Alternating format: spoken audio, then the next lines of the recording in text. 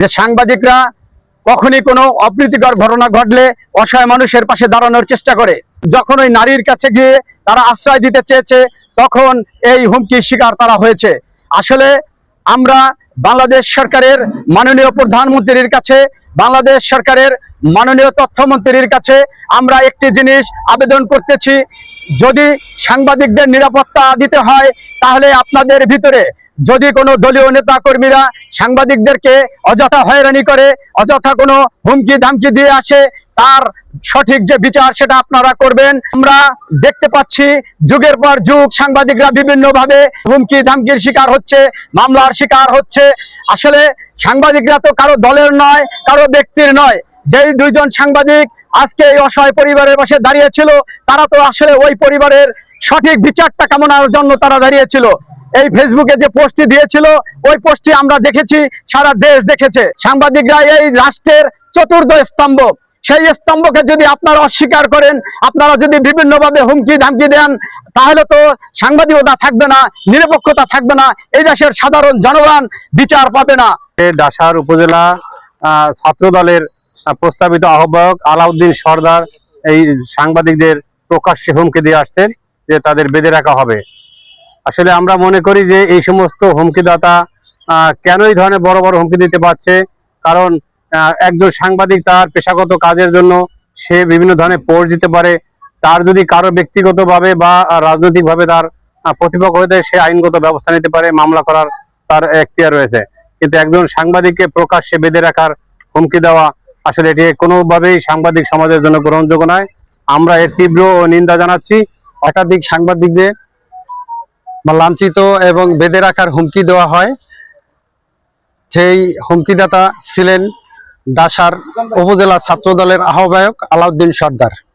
তিনি তাদের পেশাগত দায়িত্ব পালন করার জন্য ফেসবুকে একটা পোস্ট করে, সেই পোস্টের কারণে সে আলাউদ্দিন সরদার তাদের গতিরোধ করে এবং তাদের হুমকি দেয়, লাঞ্ছিত করে, বেঁধে রাখার হুমকি দিয়েছে। তো আমরা সেই হুমকির প্রতিবাদে এবং তার বিচারের দাবিতে আজকে এখানে উপস্থিত হয়েছি।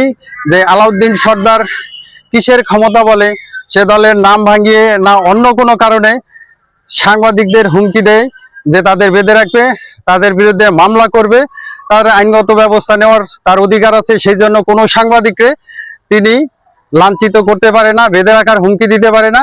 তো আমরা কালকিনি ডাসার সাংবাদিক সমাজ প্রশাসনের কাছে দাবি করতেছি যে তার দৃষ্টান্তমূলক শাস্তি চাই, যাতে কখনোই আর কোনো সাংবাদিকদের উপরে, সাংবাদিকদের বিরুদ্ধে তাদের হুমকি, বেঁধে রাখার হুমকি এই সমস্ত না দেয়। সে অকথ্য ভাষায় গালিগালাজ এবং বেঁধে রাখার হুমকি দিয়েছেন ডাসার উপজেলার ছাত্র দলের আহ্বায়ক আলাউদ্দিন সরদার। আমি শুনে অত্যন্ত কষ্ট পেয়েছি এবং ফেসবুকে ভাইরাল হয়েছে সেই ঘটনা। আমি এই আলাউদ্দিন সরদারের বিচারের দাবিতে আজকে এই মানববন্ধন করতেছি, ন্যায়ের পক্ষে কথা বলার জন্য, অন্যায়ের বিরুদ্ধে।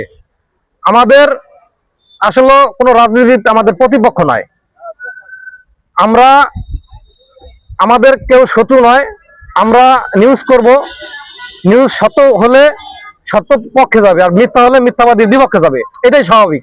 যে আমাদের ডাসার উপজেলার ছাত্র দলের আহ্বায়ক আলাউদ্দিন সরদার, তিনি একটি নিউজের ঘটনা, একটা অসহায় পরিবারের নিউজ প্রচার করার কারণে প্রকাশ্যে দুই সাংবাদিকরে জনসম্মুখে গাছে বেঁধে রাখার এবং থানায় মামলা দেওয়ার হুমকি দেয়। এবং সাংবাদিকতার কাজ করার জন্য এবং তথ্য সংগ্রহ করার জন্য তারা মাদারীপুর জেলার ডাসার থানার সন্নিকটে যায়।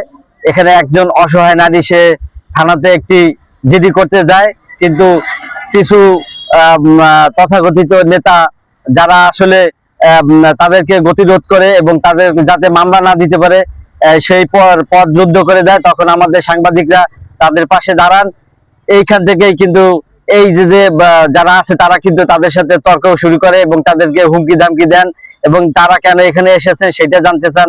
আপনাদের সাংবাদিকদের কি কাজ এগুলা জানতে চান, এবং পরক্ষণে তারা কিন্তু তাদেরকে বিভিন্ন রকম হুমকি দামকে দেন এবং থানা পুলিশেরও ভয় দেখান। একটা সময় এই এই তাদের তর্ক বিতর্ক যে ঘটনাগুলি, এইগুলি কিন্তু কিভাবে সাধারণ জনগণ কিন্তু সোশ্যাল মিডিয়াতে তুলে ধরেন, এবং এটা কিন্তু পুরা জেলা শহর ছাড়িয়ে বাংলাদেশ ব্যাপী ভাইরাল হয়।